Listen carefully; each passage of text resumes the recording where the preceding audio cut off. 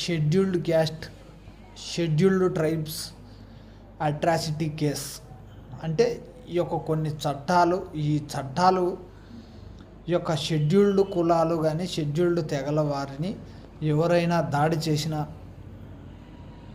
వీళ్ళ యొక్క భూములు ఎవరైనా ఆక్రమించుకున్నా, వీళ్ళ హక్కులకు భంగం కలిగిన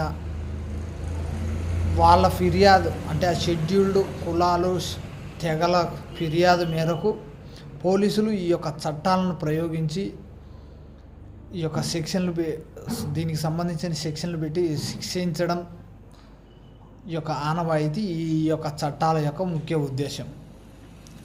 అటుంచితే రీసెంట్గా అంటే ఒకటి ముఖ్యంగా ప్రజలు గమనించాలి, ఈ యొక్క చట్టాలకు ప్రతి ఒక్కరు గౌరవించాలి. అంటే ఈ యొక్క చట్టాలను అడ్డుపెట్టుకొని ఏమైనా చేస్తే చెల్లుబాటు అవుతుంది, మేము రేపులు చేసినా చెల్లుబాటు అవుతుంది, ఇతరుల మీద వీరే పోయి ఇతరుల మీద దాడి చేసి తిరిగి ఆ దాడి చేయించుకున్న నిందితుల మీదనే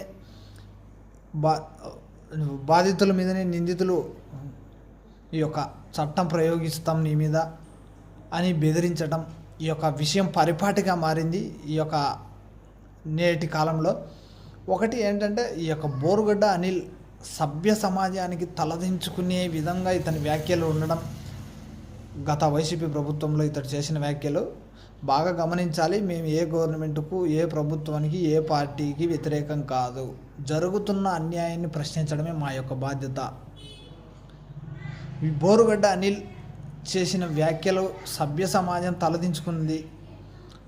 అతన్ని అరెస్ట్ చేశారు పోలీసులు అరెస్ట్ చేసి జీబీ ఎక్కించే సమయంలో ఈ యొక్క బోరుగడ్డ అనిల్ వ్యాఖ్యలు ఒకసారి గమనించాలి ప్రజలు. ఏ విధంగా ఇతను చేసే ప్రవర్తనను బట్టి ఇతని వ్యాఖ్యలు ఏ విధంగా ఉన్నాయంటే, నీపై మీ పోలీసులు అందరిపై ఎస్సీ ఎస్టీ చట్టం ప్రయోగిస్తాం అనే హెచ్చరించడం ఒకంత ఆశ్చర్యానికే గురి చేసింది.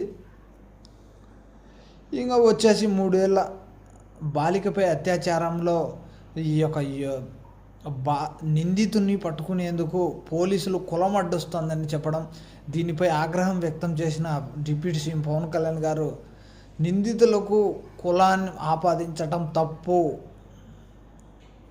అని హెచ్చరించడం, మరి ముఖ్యంగా ఈ 3వసారి ఈ యువరాజ్ అనే యువకుడిని అతనిపై దాడి చేస్తూ అతని మీదనే ఎస్సీ ఎస్టీ అట్రాసిటీ కేసు పెడతామని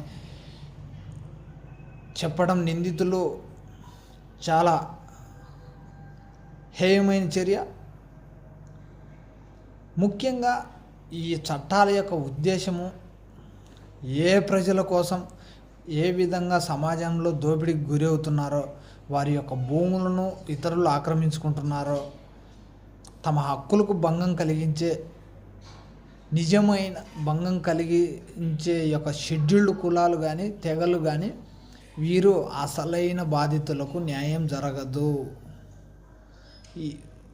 ఎందుకు చెప్పాలంటే నిందితులు ఈ విధంగా ఈ యొక్క చట్టాలను వాడుకోవడం వలన ఈ యొక్క చట్టాలకు విలువ లేకుండా పోయింది. మరియు ఇటువంటి విషయాలపై ప్రభుత్వం కూడా దృష్టి పెట్టాలి. చట్టసభల్లో ఈ చట్టంలో మార్పు తీసుకొస్తే తప్పక, నిందితుల్లో వణుకు పుట్టించే చట్టం తీసుకొస్తే తప్పక ఇటువంటివి ఆగవు, రిపీటెడ్గా జరుగుతూనే ఉంటాయి. ఖచ్చితంగా దాన్ని బట్టి చట్టాలు ఉండాలి అనేది మేము కోరుకుంటున్నాము. అయితే ఈ యొక్క వీడియో మీకు నచ్చినట్లయితే ఇటువంటి విషయాలను, సభ్య సమాజానికి అవసరమైన విషయాలను ఎప్పటికీ మీ ముందు ఉంచుతానని మనస్ఫూర్తిగా మీ అందరి సమక్షంలో తెలియజేస్తూ సెలవు తీసుకుంటున్నాను. జై హింద్.